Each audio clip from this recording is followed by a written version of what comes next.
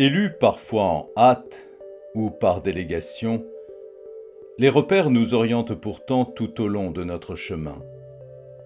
Quels sont nos repères actuels dans un monde en mouvement accéléré? Comment mieux les acquérir?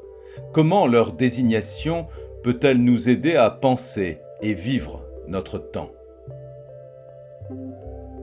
Inuksuk signifie en Inuktitut ce qui agit en qualité d'humain.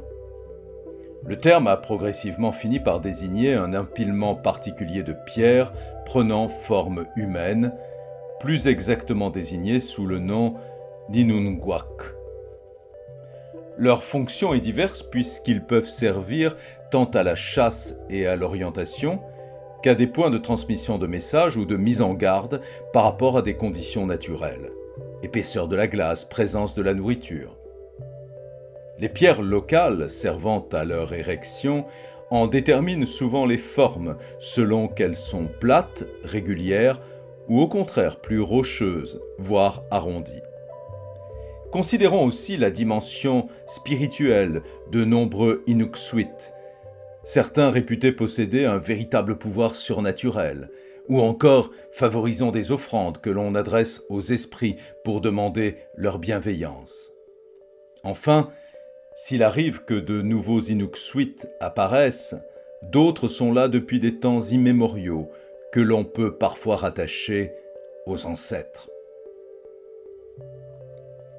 Ainsi qu'y invite l'Inuksuk, quels sont les repères dont nous nous servons pour affronter les défis du monde présent?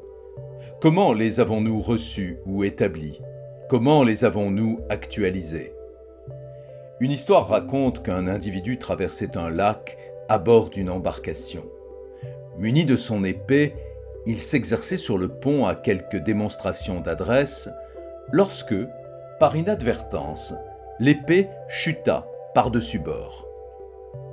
Pendant que le bateau suivait sa course, il s'empressa de se procurer un poignard afin de marquer le pont d'une encoche à l'endroit même où l'épée avait chuté, histoire de la récupérer ultérieurement.